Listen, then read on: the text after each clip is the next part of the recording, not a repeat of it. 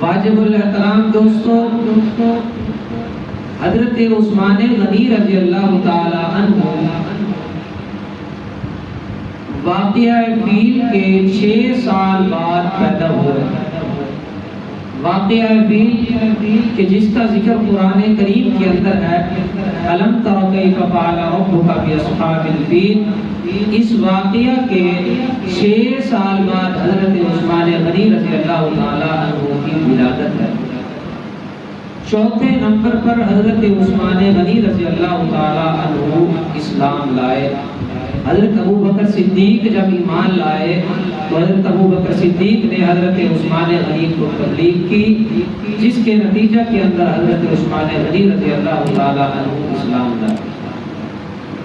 سامعین محترم، حضرت عثمان غنی رضی اللہ تعالی عنہ کی پاک پیغمبر کے ساتھ 3 رشتہ داریاں ایسی ہیں، اگر انسان ان کو دیکھے تو پتہ چلتا ہے کہ حضرت عثمان غنی کا حضور کے ساتھ کتنا قرب تھا۔ سب سے پہلی رشتہ داری تو یہ تھی کہ حضرت عثمان غنی کے سلسلہ نسب کے اندر چھٹی پشت کے اندر حضرت عثمان غنی حضرت محمد رسول اللہ صلی اللہ علیہ وسلم کے ساتھ مل جاتے ہیں۔ چھٹی پشت میں حضرت عثمان غنی کا اور حضور کا سلسلہ نسب ایک ہو جاتا ہے۔ حضرت عثمان غنی کے سلسلہ نسب کو دیکھیں تو ایک سردار آتے ہیں جن کا نام ہے عبد مناف۔ عبد مناف کے اوپر حضرت عثمان غنی اور پاک پیغمبر کا سلسلہ نسب آگے ایک ہو جاتا ہے۔ تو حضرت عثمان غنی کی پہلی رشتہ داری حضور کے ساتھ یہ تھی۔ حضرت عثمان غنی کی دوسری رشتہ داری حضور کے ساتھ کہ حضرت عثمان غنی کی سگی نانی جن کا نام ام حکیم ہے، وہ پاک پیغمبر صلی اللہ علیہ وسلم کی سگی پھوپھو تھی، یعنی حضور کی سگی پھوپھی کے نواسے ہیں حضرت عثمان غنی رضی اللہ تعالی عنہ۔ اور تیسری رشتہ داری یہ ہے کہ پاک پیغمبر صلی اللہ علیہ وآلہ وسلم کی 2 بیٹیاں یکے بعد دیگرے حضرت عثمان غنی رضی اللہ تعالی عنہ کے عقد کے اندر آئیں، حضرت عثمان غنی کے نکاح کے اندر آئیں۔ تو یہ 3 رشتہ داریاں ایسی ہیں جو حضرت عثمان غنی کی حضور کے ساتھ ہوتی ہیں۔ سامعین محترم، اگر یہ تینوں رشتہ داریاں نہ بھی ہوتی تو حضرت عثمان غنی کے لیے اتنا ہی کافی تھا کہ وہ پاک پیغمبر کے صحابی ہیں، ایمان کی حالت میں حضور کی زیارت کرنے والے ہیں۔ حضرت عثمان غنی کے لیے صحابیت کا اعزاز بھی بہت بڑا اعزاز تھا۔ ایک بہت بڑے علامہ گزرے ہیں جن کا نام ہے علامہ ابن حجر اسقلانی رحمۃ اللہ علیہ۔ علماء حضرات ان کو جانتے ہیں، علامہ ابن حجر اسقلانی رحمۃ اللہ علیہ۔ وہ فرماتے ہیں کہ امت محمدیہ میں نہیں بلکہ تمام انبیاء کی امتوں میں، ساری کائنات کے اندر کسی انسان کو یہ شرف حاصل نہیں کہ جو شرف حضرت عثمان غنی کو حاصل ہے، کہ کبھی بھی ایسا نہیں ہوا کہ کسی پیغمبر کی 2 بیٹیاں ایک ہی بندے کے نکاح کے اندر آئی ہوں۔ یہ شرف حضرت عثمان غنی کو ہی حاصل ہے کہ جب پاک پیغمبر صلی اللہ علیہ وسلم نے اپنی ایک بیٹی حضرت رقیہ رضی اللہ تعالی عنہا کا نکاح حضرت عثمان غنی کے ساتھ کیا، پھر جب حضرت رقیہ کا وصال ہوا، انتقال ہوا، تو پاک پیغمبر نے اپنی دوسری بیٹی حضرت ام کلثوم رضی اللہ تعالی عنہا کا نکاح بھی حضرت عثمان غنی کے ساتھ کر لیا۔ تو حضرت عثمان غنی کو یہ ایک ایسا اعزاز حاصل ہے، پوری کائنات کے اندر کسی انسان کو ایسا اعزاز حاصل نہیں ہے۔ واجب الاحترام دوستو، حضرت عثمان غنی رضی اللہ تعالی عنہ وہ شخصیت ہے کہ پاک پیغمبر نے اپنی زندگی کے اندر 1 مرتبہ نہیں، 2 مرتبہ نہیں، 3 4 5 مرتبہ نہیں، بلکہ پاک پیغمبر نے 6 مرتبہ حضرت عثمان غنی کو اپنی زندگی کے اندر جنت کی بشارت سنائی تھی اور فرمایا تھا عثمان فی الجنتی، عثمان تو جنتی لوگوں میں سے ہے۔ حضرت عثمان غنی رضی اللہ تعالی عنہ کو بہت زیادہ فضیلتیں حاصل ہیں۔ واجب الاحترام دوستو ذرا توجہ کرنا، حضرت ابو بکر صدیق رضی اللہ تعالی عنہ کی خلافت کا زمانہ ہے۔ حضرت عثمان غنی رضی اللہ تعالی عنہ حضرت ابو بکر صدیق کے مشیر ہیں۔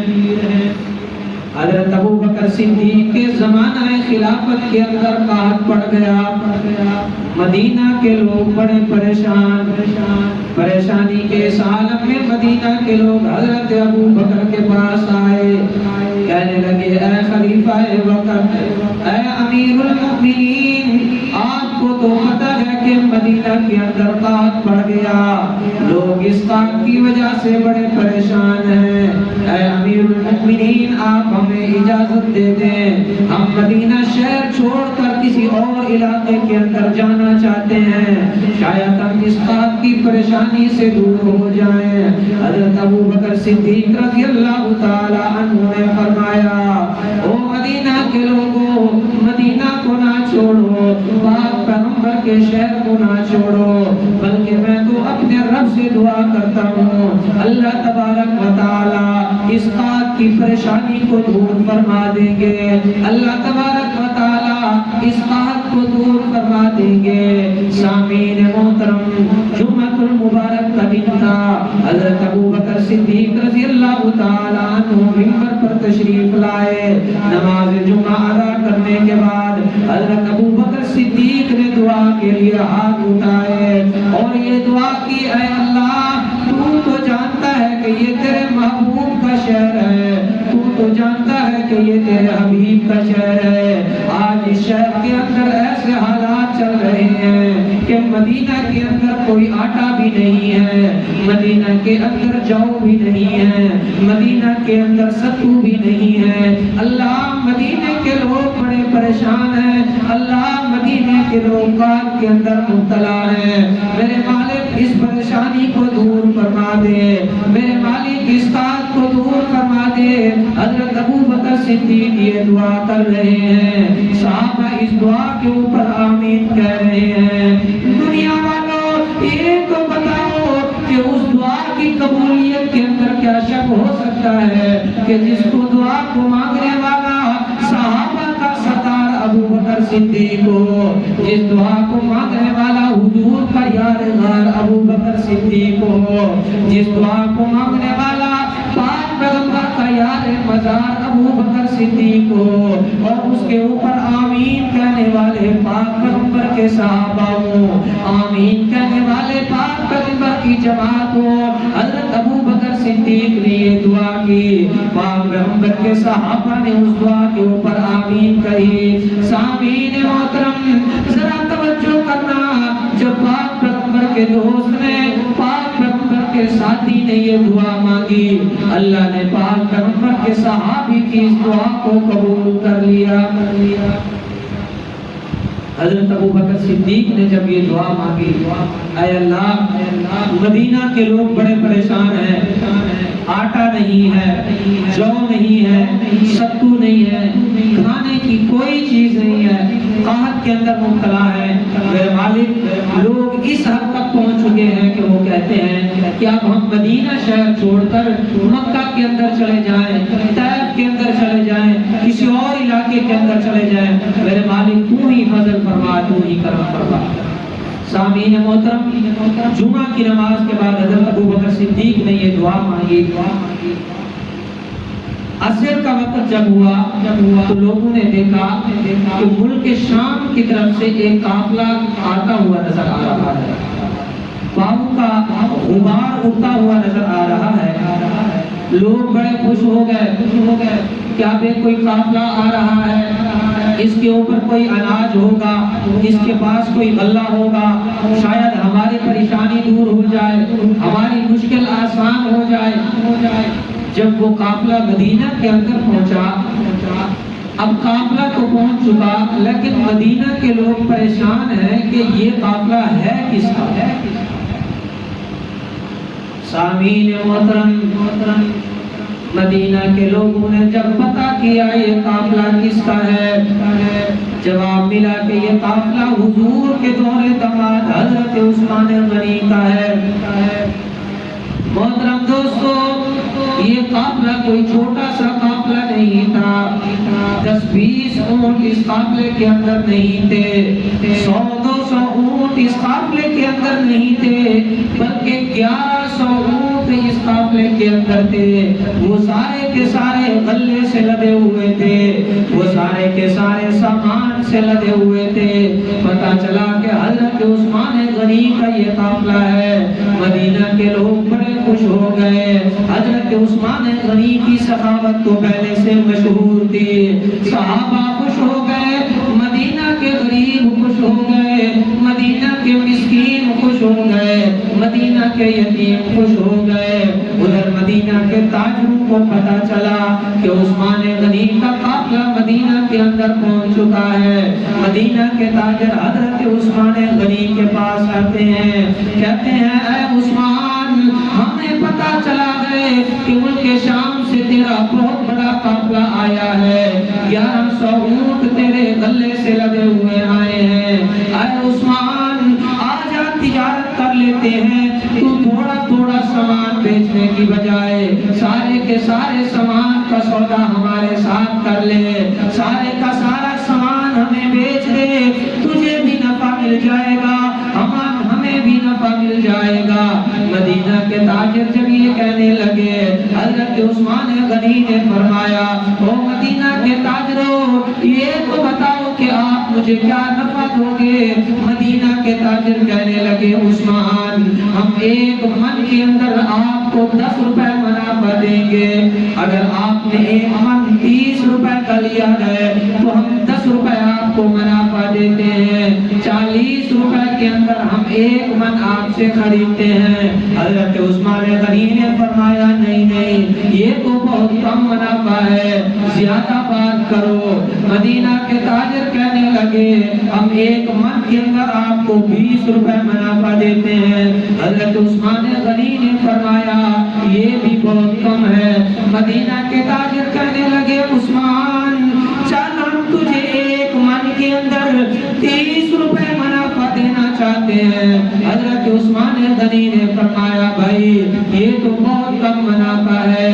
مدینہ کے تاجر کہنے لگے، عثمان، 40 روپے 1 من کے اندر ہم تجھے نفع دیتے ہیں۔ حضرت عثمان غنی نے فرمایا، ٹھہر جاؤ، مجھے تو اس سے بھی زیادہ منافع مل رہا ہے۔ مدینہ کے تاجر کہنے لگے، عثمان، مدینہ کے سب سے بڑے تاجر تو ہم ہیں، آخر وہ کون سا ایسا تاجر ہے جو آپ کو ہم سے زیادہ منافع دے رہا ہے، جو آپ کو ہم سے زیادہ نفع دے رہا ہے، وہ کون سا تاجر ہے، ہمیں تو بتاؤ۔ سامعین محترم، حضرت عثمان غنی رضی اللہ تعالی عنہ نے فرمایا، او مدینہ کے تاجروں، میرا سودا کسی انسان کے ساتھ ہی نہیں ہے، میرا سودا تو خالق کے انسان کے ساتھ ہے، مالک کے انسان کے ساتھ ہے، رب العالمین کے ساتھ میں نے سودا کیا ہے، جو اتنا منافع دیتا ہے کہ آپ سوچ بھی نہیں سکتے۔ فرمایا کہ 10% دنیا کے اندر منافع دیتا ہے، 70% وہ آخرت کے اندر منافع دیتا ہے۔ اب آپ بتاؤ، جو آپ منافع دے رہے ہیں وہ زیادہ منافع ہے یا وہ ذات جو مجھے منافع دے رہی ہے وہ منافع زیادہ ہے؟ سامعین محترم، حضرت عثمان غنی رضی اللہ تعالی عنہ نے فرمایا، مدینہ کے تاجروں، گواہ ہو جاؤ، بغیر رقم لیے، بغیر پیسہ لیے 1100 غلے سے لدے ہوئے اونٹ میں اللہ کی رضا کے لیے مدینہ کے غریبوں میں، مدینہ کے یتیموں میں، مدینہ کے مسکینوں میں، آج زدہ لوگوں کے اندر تقسیم کرتا ہوں، صرف اور صرف اللہ کی رضا کے لیے۔ آپ گواہ کرتا ہوں۔ سامعین محترم، آپ اندازہ لگائیں کہ جب 1100 اونٹ ہوں، سارے کے سارے غلے سے لدے ہوئے، اور ایک من کے اندر 40 روپے منافع مل رہا ہو، ہمارے تو 40 روپے ہیں، وہاں تو درہم اور دینار تھے، 40 درہم اور دینار منافع مل رہا ہو، تو پتہ نہیں کتنے حضرت عثمان غنی رضی اللہ تعالیٰ عنہ کو پیسے ملتے ہیں۔ فرمایا نہیں، آج مدینہ کے لوگ پریشان ہیں، تو آج میں مدینہ کے لوگوں کو خوش کرنے کے لیے، ان کی پریشانی کو دور کرنے کے لیے، ان کی مشکل کو آسان کرنے کے لیے، اور اللہ کی رضا کے لیے یہ سارے کا سارا مال مدینہ کے غریبوں کے اندر تقسیم کر دیتا ہوں۔ سامعین محترم، حضرت عثمان غنی رضی اللہ تعالیٰ عنہ نے سارے کے سارے اونٹ مدینہ کے لوگوں کے اندر تقسیم کر دیے۔ میرے بھائیو، دوستو، بزرگوں، جس دن حضرت عثمان غنی رضی اللہ تعالیٰ عنہ نے 1100 اونٹ غلے کے لدے ہوئے مدینہ کے غریبوں کے اندر، مدینہ کے مسکینوں کے اندر، مدینہ کے یتیموں کے اندر، مدینہ کے قحط زدہ لوگوں کے اندر تقسیم کیے، اسی رات کو حضرت حسن رضی اللہ تعالیٰ عنہ، جو حضرت حسین کے بڑے بھائی ہیں، حضرت علی المرتضیٰ کے بڑے صاحبزادے ہیں، حضرت فاطمہ الزہرا کے لخت جگر ہیں، سید الکونین، امام الانبیاء، سرتاج الانبیاء کے نواسے ہیں، اسی دن کی رات کو حضرت حسن خواب دیکھتے ہیں کہ پاک پیغمبر صلی اللہ علیہ وسلم تشریف فرما گئے، ایک خوبصورت گھوڑے کے اوپر آپ سوار ہیں، امام الانبیاء بڑے خوش لگ رہے ہیں، لیکن ہیں جلدی کے اندر۔ حضرت حسن فرماتے ہیں، نانا جان، آپ بڑے خوش لگ رہے ہیں، لیکن جلدی کے اندر کیوں ہیں؟ میں نے کبھی آپ کو اتنی جلدی کے اندر نہیں دیکھا جتنی جلدی کے اندر آج آپ کو دیکھ رہا ہوں۔ امام الانبیاء، سرتاج الانبیاء محمد مصطفیٰ صلی اللہ علیہ وسلم نے ارشاد فرمایا، او میرے نواسے، او میرے حسن، آج میرے عثمان نے مدینہ کے لوگوں کے اندر 1100 اونٹ غلے کے لدے ہوئے تقسیم کیے ہیں، جس کی وجہ سے مدینہ کے لوگ بڑے خوش ہو رہے تھے۔ جیسا مدینہ کے لوگ خوش ہو رہے تھے، عرش والا بھی خوش ہو رہا تھا، فرشتے بھی خوش ہو رہے تھے۔ اللہ حضرت عثمان غنی سے اتنا خوش ہوا کہ اللہ تبارک و تعالیٰ نے جنت کی ایک حور کے ساتھ حضرت عثمان غنی کا نکاح کرنا ہے، اور ابھی نکاح کی مجلس شروع ہو چکی ہے۔ میں اس نکاح کی مجلس کے اندر شرکت کرنے کے لیے جا رہا ہوں۔ سامعین محترم، حضرت عثمان غنی نے مدینہ کے تاجروں کے ساتھ تجارت نہیں کی، بلکہ رب العالمین کے ساتھ تجارت کی۔ اللہ نے بھی حضرت عثمان غنی کو اس کا نقد صلہ عطا فرمایا۔